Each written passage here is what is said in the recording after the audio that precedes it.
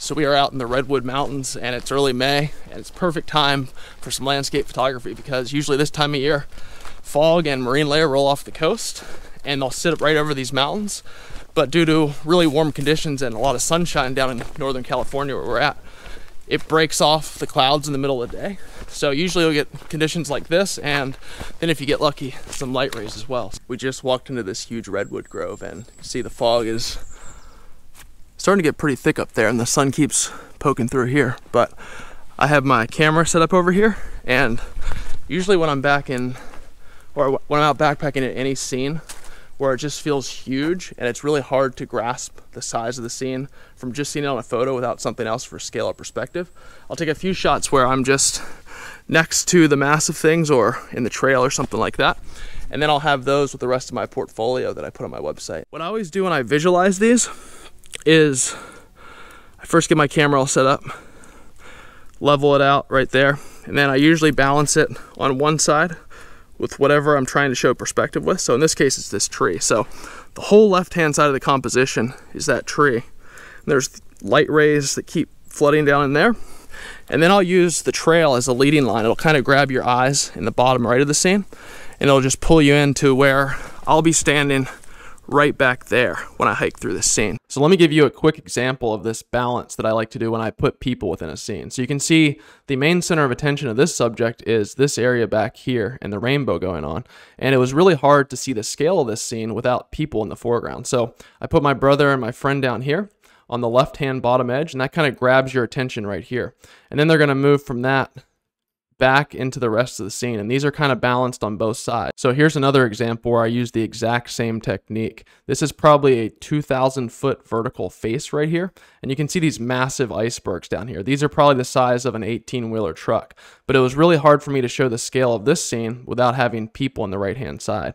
So a tip here is if you're going to put people in any part of the scene, have their heads stay below the horizon line, because if their heads go up above the horizon, you don't get all this depth that you see right here.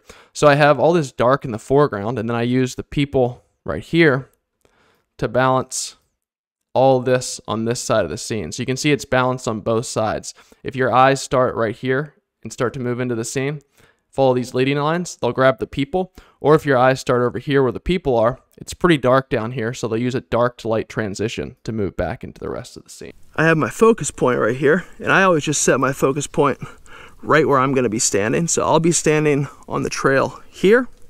So I'm just gonna use my single point spot focus and put it approximately where I'll be standing. Back button autofocus, looks sharp. If it's not, I can just adjust the focal ring a little bit. I'll zoom back out. All right, so now I have a focal point right where I'm gonna be standing. The next thing I like to do is I like to get my f-stop pretty low and my ISO pretty high, because I'm gonna be hiking through this scene and I'm gonna have it take a few different shots of me. And when that happens, if I'm moving too fast, there'll be motion blur and I won't be sharp in the scene. So just hiking through the scene and having a fast enough shutter speed from low f-stop and high ISO will allow you not have to worry about that. So 1/125th, and then we have 640, 5.6, and then I'll set the histogram. You can see it's all the way over to the left, but I have all this really bright light rays coming through here. So first thing I always do is I look at the histogram when I'm shooting these kind of scenes, because there's so much brightness going on, and stuff could be clipped off the right-hand edge that you don't see. You can see that little point right there. I just darken my histogram way down as far as it will go using exposure compensation. And that ensures that I know there's nothing blown out hanging off the edge of the histogram there. And then I can start to slowly move it up, expose it to the right, somewhere right in there. So it's just touching. So you can see that part of the scene is blown out, but I have highlight blinkies that would show me if it was really bad. So that just correlates to right there. That big spike right there in the histogram, that's all mid-tone darks. So that's all these trees coming down vertically here, and that path as well as in the mid-tone darks. And then right here where that histogram bumps down into the midtones, that's all the greens. So they're right about the midtones for how this scene is exposed. So everything looks good there. Now all I need to do is set my timer. So I always put, you can put a 5 or a 10-second timer, whatever you like, whatever works for you. But it's gonna take me about 5 seconds to hike where I wanna be in this composition. So just set the timer to match that. And then what I have the camera do is I have it just take 10 shots in a row. So 5-second, 10-second timer, and then it goes and it keeps taking those shots as I walk through the scene.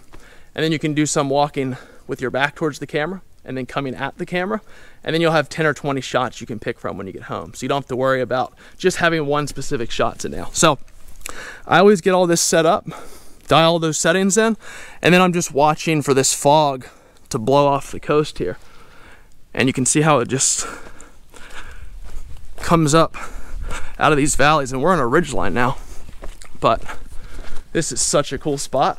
I'm so excited to go down and check out these mountains as they roll down into the coast. So a few different tips if you're shooting fog in the forest. Whenever you're out in these conditions, the fog and the light rays are not always going to be there. So what I like to do is I like to get my composition set up, and I like to visualize what the fog or light rays might actually look like in that composition, and then I'll get everything dialed in. And then I'll just hang out and wait, because usually these fog waves just come through, and then if the light and the sun lines up perfectly, then you start to get this really cool light rays. So with this shot, I wanted to have something on the bottom right that kind of grabs your eyes. So this will grab your eyes right here and start to move them as a leading line into the scene. But everything's really dark right here. So I used dodging and burning and then all the fog and light rays to kind of grab your eyes once they get here. If your eyes are on something dark, they want to look for something light to move to. So the same thing also works with this trunk. It's going to grab your eyes and move them up into the center of the scene. And then after your eyes move either here or here, they're going to hit these light rays and move out somewhere throughout the rest of the scene. So that can really make your eyes move through all different parts of the scene and keep it interesting. Whenever I'm looking at these shots, if there's any part of the scene that's not interesting, I don't want to have anything to do with the composition at all. There shouldn't be any dead space or any boring spots within the shot. I wanted to give you guys a quick heads up. Right now, if you join my email list, I have a 10-day free trial, which gives you unlimited access to all of my photography courses. Now, these courses teach every single technique that I use as a full-time wilderness photographer. So you'll learn camera technique, you'll learn photo editing, photo organization, composition, how to find shots in the field. You'll be able to access and watch dozens of my expeditions out into the wilderness where I take these photos and teach you how to create them from start to finish. I designed this school to be the perfect learning experience, something that I wish would have existed when I started wilderness photography, landscape photography, and outdoor photography 10 years ago. So if you'd like to join my email list, you'll get this 10-day free trial.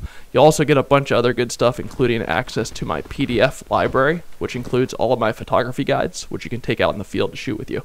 Check out the link down below this video to join and sign up. You can cancel anytime. I'll never hold your email address hostage. I want to provide you with the best learning experience possible. Now let's get back to the video.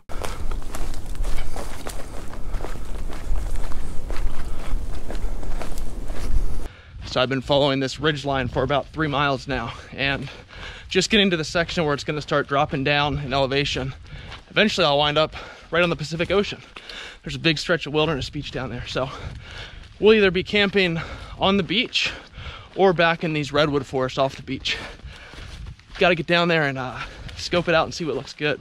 But it's one of my favorite parts about wilderness backpacking is you don't have a set schedule. You don't have registered campsites. You can just hike all day and then pick somewhere you want to camp, stay there for a while, or leave the next day, whatever you want to do. It's just complete freedom and chasing photos the whole time, which is why I really like it.